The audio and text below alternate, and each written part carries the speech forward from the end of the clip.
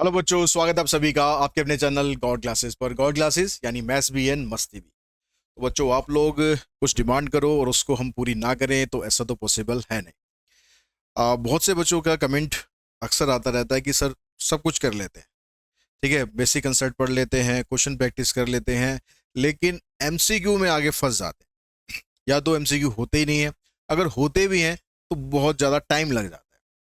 तो एमसीक्यू के लिए कुछ करिए, कुछ उसके लिए लेकर आइए। तो भाई आप लोग अगर डिमांड करो और उसको हम पूरी ना करें तो कुछ हमारा होने का फायदा नहीं। तो आप लोगों की डिमांड पर एमसीक्यू सीरीज हमने स्टार्ट करी है, ठीक है, जिसमें हम टॉपिक वाइज एमसीक्यूज आपको कराएंगे और कोशिश करेंगे कि आपका मिनटों का काम चुटकियों में खत्म, यानी आपको बहुत ज़्यादा टाइम ना लगे उन एमसीक्यूज को करने में। ठीक है, यहाँ पर जब मैं क्वेश्चन सॉल्व करूंगा तो हो सकता है मुझे वहाँ पर टाइम लग रहा हो, क्योंकि मुझे आपको समझाना है। लेकिन वो जो ट्रिक है या वो जो तरीका है, जो उसको अगर आप समझ जाओगे तो आप जब प्रैक्टिस करोगे तो आप देखोगे कि डेफिनेटली आपका जो काम है वो चुटकियों में हो रहा है। और एमसीक्यू के 20 नंबर आप 20 मिनट के अंदर अंदर आप उनको लेकर आ सकते हो। टारगेट हमारा ये है कि आप एमसीक्यू के जो 20 नंबर है, पहले जो 20 मिनट होते हैं ना, उसी के अंदर आप उसको लेकर आ जाओ। क्योंकि एमसीक्यू क्वेश्चंस में टाइम वेस्ट करना कोई फायदा नहीं है। एक नंबर के लिए अगर हम किसी क्वेश्चन में 5 मिनट लगा रहे हैं तो उसका कोई भी फायदा नहीं है। उससे बढ़िया तो है कि उस एक नंबर को छोड़कर हम कोई 5 नंबर या 4 नंबर का क्वेश्चन अटेम्प्ट करें, तो वहां से हमें कुछ ना कुछ तो मिल जाएगा। तो हमारा प्रयास यही है कि आपके एमसीक्यू सॉल्व हो, अच्छी तरह से सॉल्व हो, पूरे पूरे सॉल्व हो और विद इन टाइम हो। सबसे मेन चीज है कि विद इन टाइम हो। तो अब यहाँ जो कांग्रेस मॉडलों के क्वेश्चन मैं जैसे कराने जा रहा हूँ या आगे मैं जो भी टॉपिक लूंगा, उसमें से कुछ क्वेश्चंस ऐसे होंगे जो पीवाई क्यूज में रहे हैं, मतलब प्रीवियस पेपर में आ चुके हैं, कुछ आने की उम्मीद है। मतलब अगर आप ये पूरी सीरीज कर लेते हैं टॉपिक वाइज, तो मुझे नहीं लगता कि आपको एमसीक्यू के लिए कुछ और करने की जरूरत है। आप इस पूरी सीरीज में से जितने भी एमसीक्यू करके जाओगे, उन्हीं में से या उन्हीं तरह के एमसीक्यू डेफिनेटली आपके एग्जाम में आ जाएंगे, ऐसा मुझे पूरा पूरा विश्वास है। तो हम स्टार्ट करते हैं। सबसे पहले है कॉन्ग्रुएंस मॉडलो। आपसे बस एक चीज कहेंगे कि आप जो मेहनत कर रहे हैं आप लोगों के लिए कर रहे हैं, ठीक है, आप लोगों के साथ मिलकर कर रहे हैं। तो बस आप लोगों का इतना सपोर्ट चाहिए कि चैनल को सब्सक्राइब करके रखें, बेल आइकन को प्रेस करके रखें, ताकि जो भी हम अच्छे अच्छे वीडियोस लेकर आने वाले हैं आपके एग्जाम्स के लिए, वो आप लोगों तक तुरंत से तुरंत पहुंच सके। तो आप लोगों का प्यार और सपोर्ट ऐसे ही बस बना रहे। तो हम स्टार्ट कर रहे हैं कांग्रेस मॉडल ऑफ बेसिक्स के बारे में। यहाँ कुछ मैं ज़्यादा बात नहीं करूंगा भाई। बेसिक्स अगर आपको समझने हैं तो जो हमारी मेन वीडियोस है या वन शॉट्स हैं, उनको आ जाके आप देख सकते हो। ठीक है, यहाँ पर हम सिर्फ क्वेश्चंस को सॉल्व करेंगे। तो यहाँ देखिए, सबसे पहला जो क्वेश्चन है, यहाँ पर कहता है कि x is congruent to 4 mod 7, तो then find the positive values of x।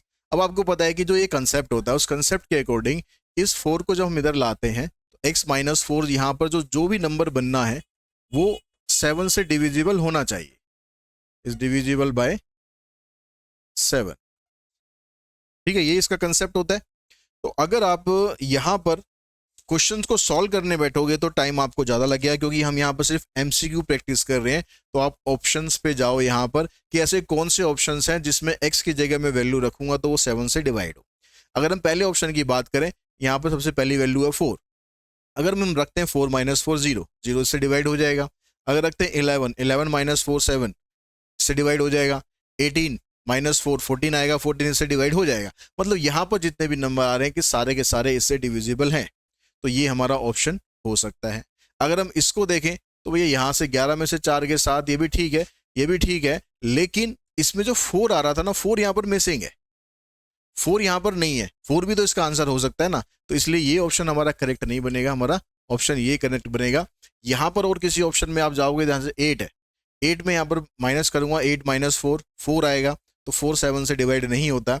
यहाँ पर भी 8 आपको दे रखा है, तो मतलब ये दोनों तो ऑप्शन हमारे हैं नहीं, इन दोनों में से हो सकता था, और उसमें से भी जो बेस्ट अप्रोप्रिएट आंसर है आपका ए है। ठीक है, यहाँ पर जितने भी नंबर है अगर आप इनको डालोगे एक्स की जगह, तो जो वैल्यू आएगी वो 7 से डिवाइड एग्जैक्टली हो जाएगी। उसके बाद आते हैं नेक्स्ट क्वेश्चन पर। नेक्स्ट में भी आपको यहाँ पर least positive value of x बतानी है। तो यहाँ पर फिर वही कंसेप्ट है कि x की जगह आपको ऐसी वैल्यू रखनी है कि इसको आप इधर लेके जाओ और माइनस करो तो वो 7 से डिवाइड हो जाए। तो यहाँ पर उसने लीस्ट वैल्यू पूछी है, तो आप लीस्ट वैल्यू से स्टार्ट करो। सबसे इनमें सबसे छोटी वैल्यू ये है। अगर मैं यहाँ पर रखता हूँ इसी x इधर आके माइनस होगा, मतलब 100 - 2 98, 98 7 से डिवाइड हो जाता है। 14 7 98 होता है, तो आपका आंसर बन गया A. The least positive integer X satisfying this. अब यहां भी लीस्ट वैल्यू पूछी है। लीस्ट वैल्यू कौन सी है आपकी? 1। 1 को यहां पर रखो, ये 28 है, इधर आगे माइनस होगा, 28 माइनस 1 27। 27 6 से डिवाइड नहीं हो रहा, छोड़ दो, सॉरी 1 था, 1 को छोड़ दो।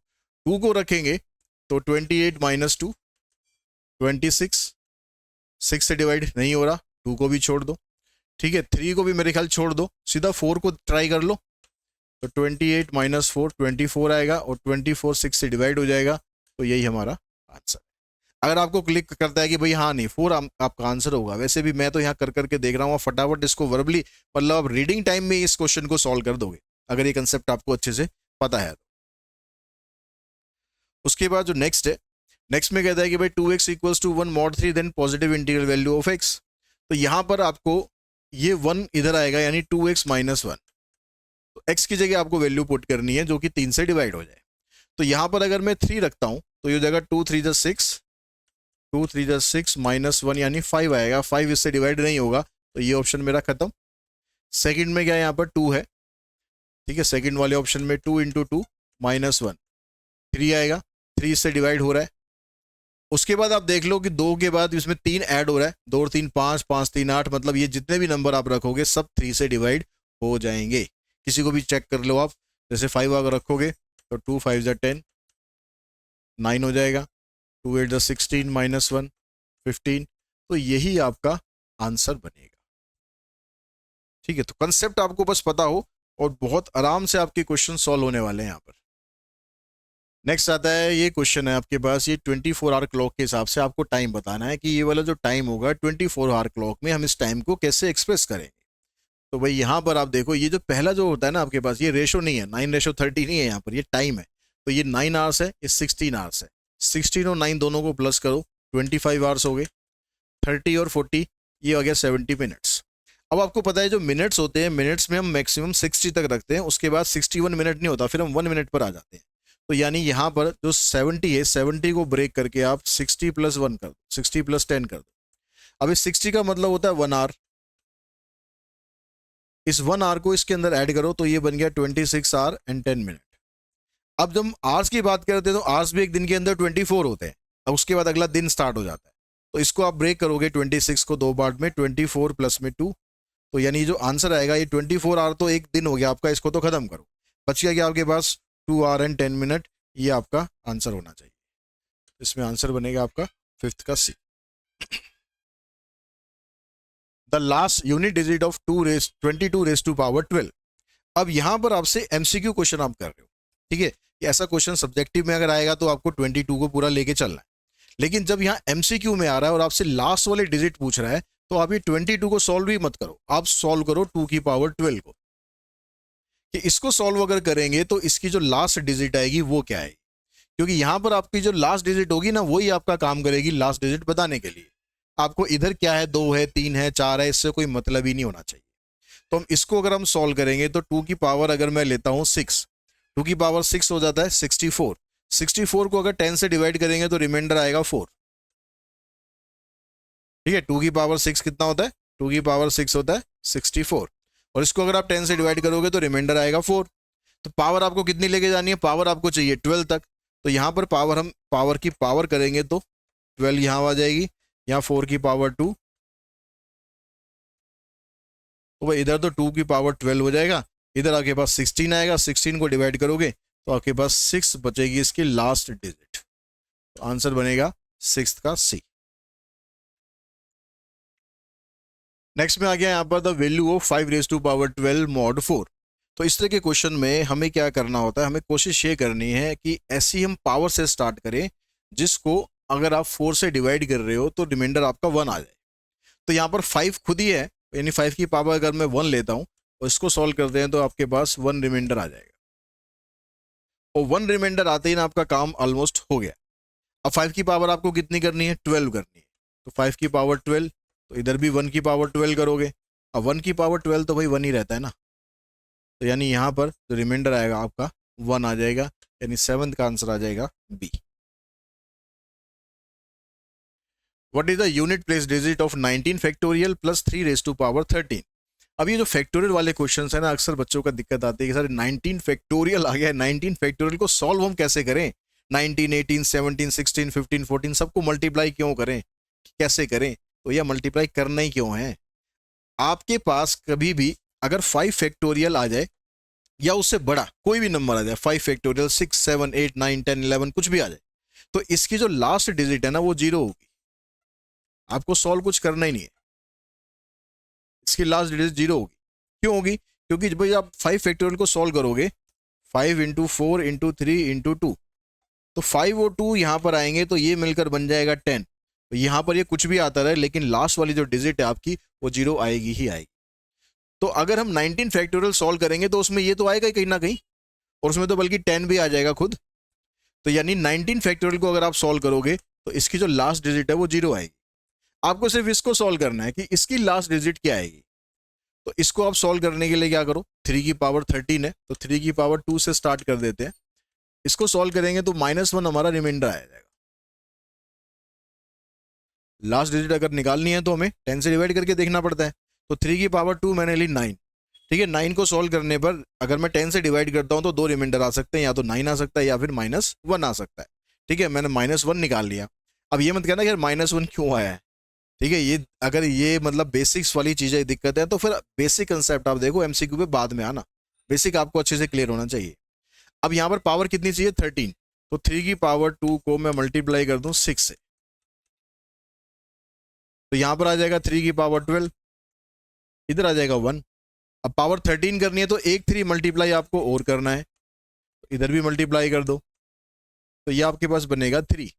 यानी इसकी जो लास्ट डिजिट आ रही है वो बनी 3 और इसकी लास्ट डिजिट आई है वो आई है 0। तो 0 और 3 को अगर आप ऐड करोगे तो आंसर आएगा आपका 3। ऑप्शन बनेगा 8 का बी। नाइन्थ में देखो ये कहता है remainder when 5 raise to power 61। और 5 की पावर को हमें सॉल्व करना है किससे, डिवाइडेड बाय 7 से। तो 5 की पावर ऐसी कुछ लेने की कोशिश करो जिससे आपके पास रिमाइंडर 1 आ जाए। तो 5 की पावर अगर मैं देखो 2 लेता हूँ तो 25 आता है। 25 को आप डिवाइड करोगे 7 से तो रिमाइंडर 1 तो नहीं आने से रहा। 5 की पावर अगर हम 3 लेते हैं तो ये आएगा 125। 5 की पावर अगर हम 4 लेते हैं, 125 को अगर हम करके देखें, 125 को अगर हम करके देखें तो यहाँ से आ रहा है 7 8 56, तो -1 रिमाइंडर आ रहा है। तो यहाँ पर आप जा सकते हो 5 की पावर 3 से आप जा सकते हो, तो रिमाइंडर आ रहा है आपका -1। अब आपको पावर कहाँ तक जानी है, 61 तक। तो 5 की पावर 3 यहाँ पर मैं कर देता हूँ 20, इधर भी 20 आ जाएगा। तो इधर 5 की पावर 60 बन गया, इधर आपका 1 बन गया। अब एक बार 5 और चाहिए, तो 5 की पावर 60 को मल्टीप्लाई कर देंगे 5 से, यहाँ भी मल्टीप्लाई कर देंगे 5 से। तो अगर आप इसको 7 से डिवाइड करोगे तो रिमाइंडर आपका 5 आ रहा है, यानी 9th का जो ऑप्शन है, ऑप्शन बन गया इसका डी। अब इस क्वेश्चन को एक और तरीके से हम कर सकते हैं, ठीक है। यहाँ पर जैसे हमें थोड़ा सोचना पड़ा कि हम पावर क्या लें, इसकी जगह अगर हम इसमें यूज करें फॉर्मेट थ्योरम,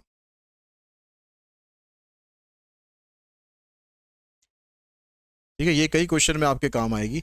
फॉर्मेट थ्योरम क्या कहती है कि अगर आपके पास यहां पर जो नंबर है ये कोई प्राइम नंबर है, ये कोई प्राइम नंबर है, और यहां पर एक ऐसा नंबर है जो ए और पी दोनों आपस में एक दूसरे को मतलब को प्राइम नंबर है, आप ये कह सकते हो कि ये दोनों किसी और नंबर से डिवाइड हो ही नहीं सकते 1 के अलावा, यानी इन दोनों में कुछ भी कॉमन फैक्टर नहीं है।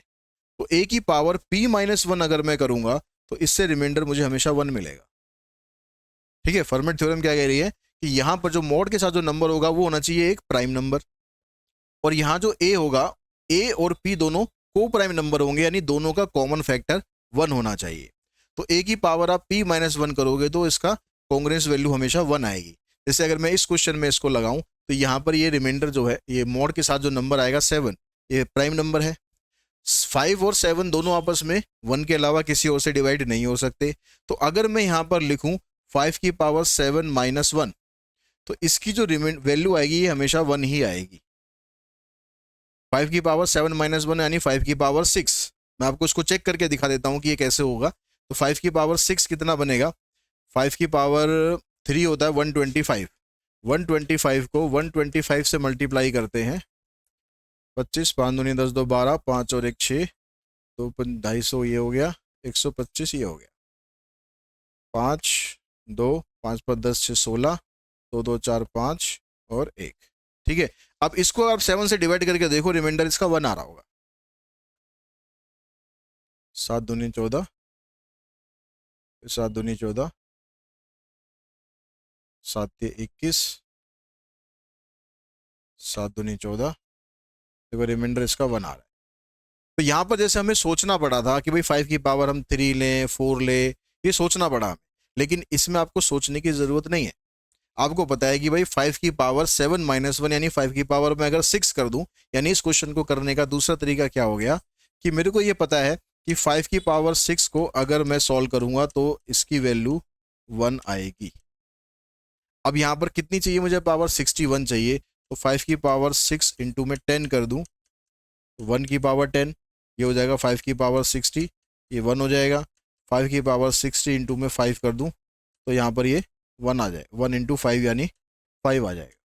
तो आंसर हमारा कहीं से भी कर लो, आंसर हमारा एक जैसा ही आएगा, लेकिन यहाँ पर आपको थोड़ा सा सोचने में टाइम लगाना पड़ा। यहाँ पर ये प्रॉपर्टी अगर आपको याद होगी तो इसको सोचने में कोई टाइम नहीं लगाना पड़ेगा। और प्रॉपर्टी भी क्या है, बड़ी आसान है, बस ये ध्यान रखना है कि यहाँ प्राइम नंबर होना चाहिए और ये दोनों को प्राइम नंबर होने चाहिए। ठीक है, आगे हम कुछ क्वेश्चन करेंगे, इसी की हेल्प से करेंगे। What time will it be after 1275 hours if the present time is 9 PM? अभी का जो टाइम है, फिलहाल का टाइम है, वो 9 PM का टाइम। अब हमें ये पता लगाना है कि अब से 1275 आवर्स के बाद कितना टाइम होगा। तो हमें इसकी mod 24 वैल्यू निकालने, यानी 1275 को 24 से हम डिवाइड करते हैं तो 24 पंजे 120 हो गया, 24 3 72 हो गया, यानी 3 घंटे हमारे पास एक्स्ट्रा बचेंगे। तो ये जो 3 घंटे एक्स्ट्रा बचेंगे, इस 3 घंटे को 9 PM में ऐड कर दोगे तो ये बनेगा आपके पास 12, और ये 12 PM नहीं, 12 मिडनाइट बनेगा। ये एग्जाम का आया हुआ क्वेश्चन है, 12 मिडनाइट बनेगा। ठीक है, वहां पर 12 मिडनाइट की जगह 12 शायद PM लिखा हुआ था, लेकिन जिसने बच्चों ने 12 आंसर दिया उनका सबका वो ठीक हो गया, क्योंकि यहाँ पर एक्चुअली में 12 मिडनाइट आना चाहिए।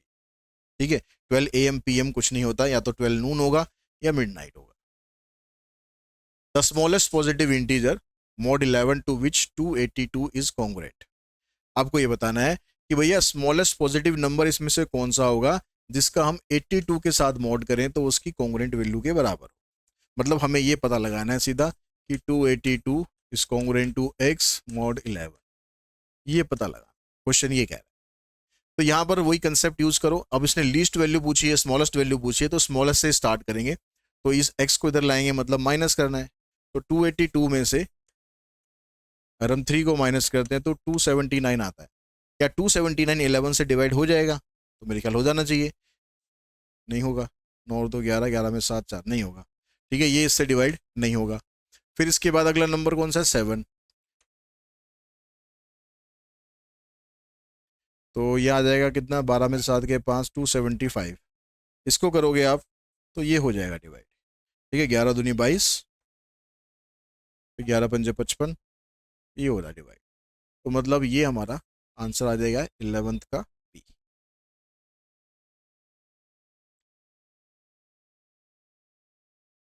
-41 mod 9, माइनस वाले नंबर है। ठीक है, इसमें आपको mod 9 इसका फाइंड करना है। तो -41 को अगर आप डिवाइड करोगे 9 से तो ये आ जाएगा 9 पंजे 45, माइनस में करना है। ठीक है, साइन चेंज हो जाएगा, मतलब इसमें से इसको माइनस करते हैं तो साइन चेंज ही हो जाता है, मतलब वही है। तो रिमाइंडर बचेगा 4।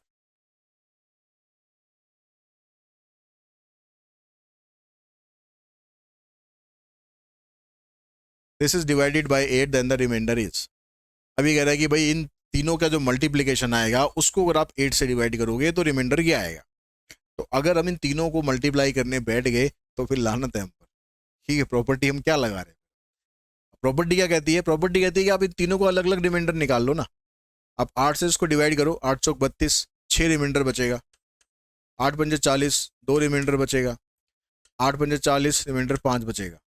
तो 5 दूनी 10, 10 और 6 60, 60 को डिवाइड करोगे 8 से, 8 सत्ते 56, रिमाइंडर बचा 4, 13 का सी हो गया हमारा आंसर।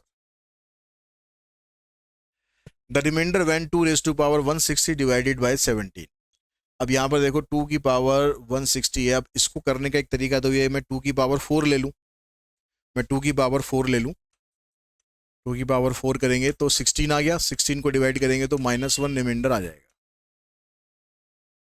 ठीक है, अब यहाँ से पावर कितनी जानी है मेरे को, 160, तो 160 के लिए मैं 2 की पावर 4 की पावर कितनी कर दूँ, 4 चौक 16, 4 पंजे 20, ये 160 हो जाएगा पूरा। ठीक है, 4 पंजे 20, नहीं 4 चौक 16, 40, 40 करेंगे।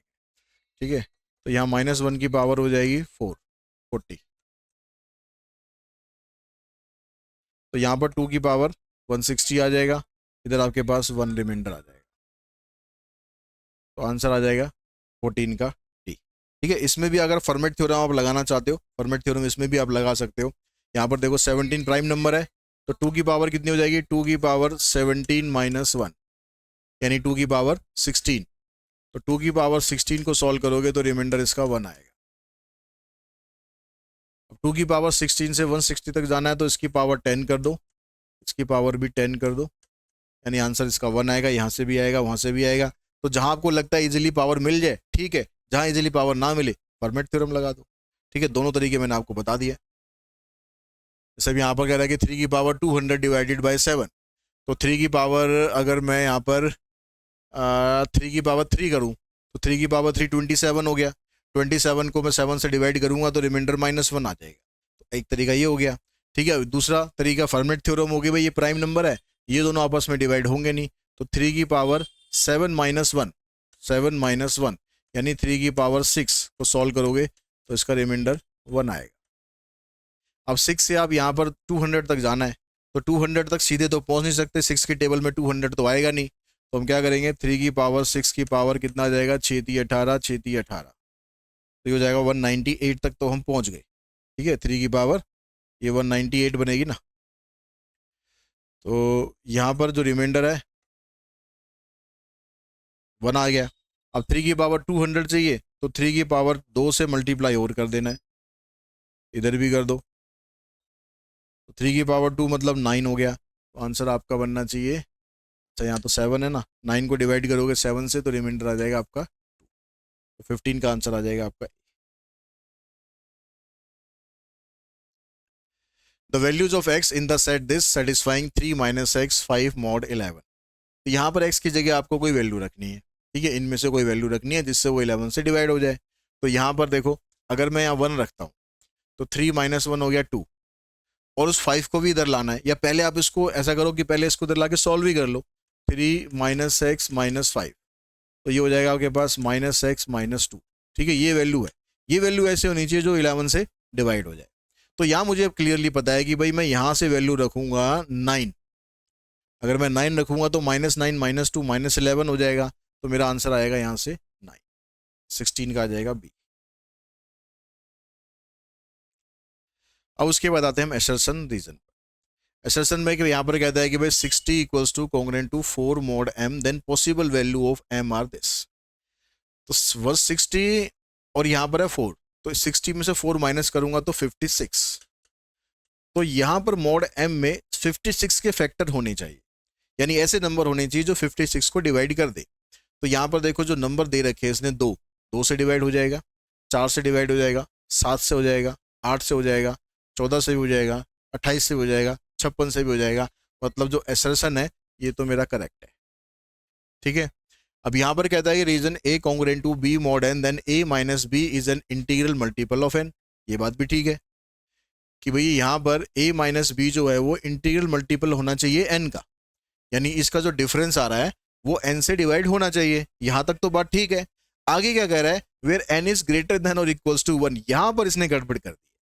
पूरा हमेशा पढ़ना है सेंटेंस को, n कह रहा है कि n ग्रेटर देन और इक्वल्स टू 1, लेकिन अगर आपने डेफिनेशन पढ़ी हो इसकी ढंग से a congruent to b mod n की, तो इस डेफिनेशन में होता है कि n should be greater than 1 not equals to 1, तो इसलिए इसका जो रीजन है वो गलत है, रीजन गलत है, एसर्शन ठीक है, तो ऑप्शन इसका बनेगा मेरे ख्याल, क्या बनेगा option C, assertion is right और reason is wrong. C option होता है ना शायद, ये डी होता है। एक मिनट, assertion reason,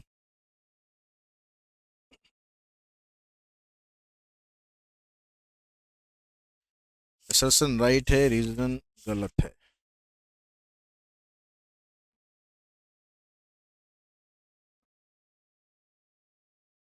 सी, इसका ऑप्शन बन गया हमारे पास सी। बाकी फिर भी उसमें एक बार देख लेना।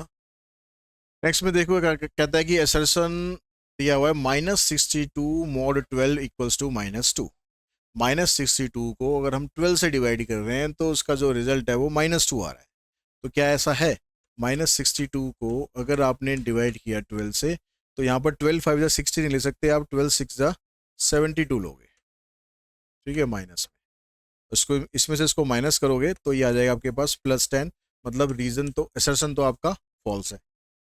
उसके बाद अगर हम रीजन की बात करें तो रीजन में कह रहा है A mod B equals to R where R is the remainder when A is divided by B.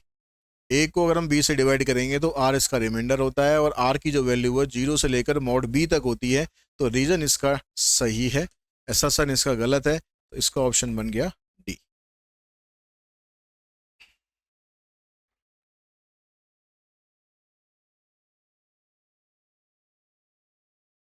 उसके बाद आ जाओ नेक्स्ट पे, कहता है असर्शन में कहता है subtraction modulo 16 - 5 to the mod 3। ठीक है, इसको कैसे करेंगे? 16 - 5 मॉड 3 ऐसे सॉल्व करेंगे।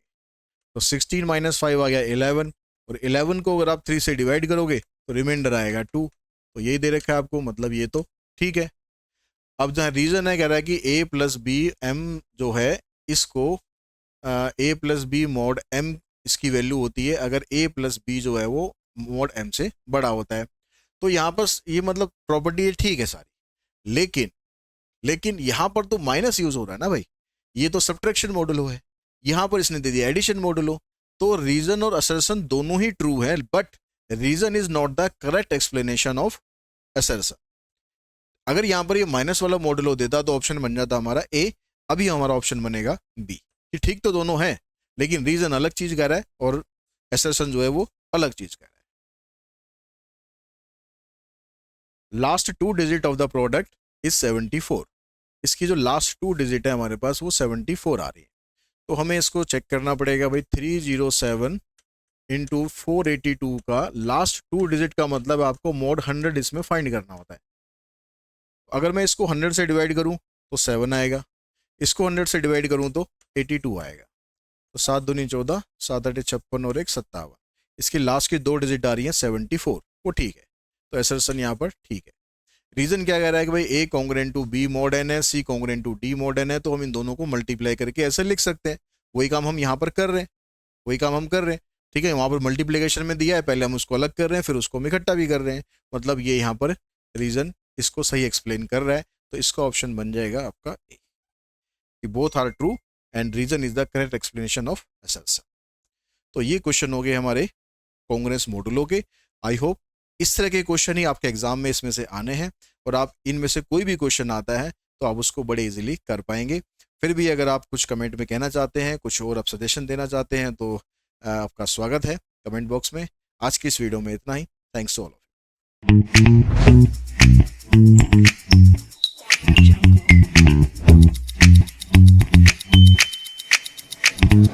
यू।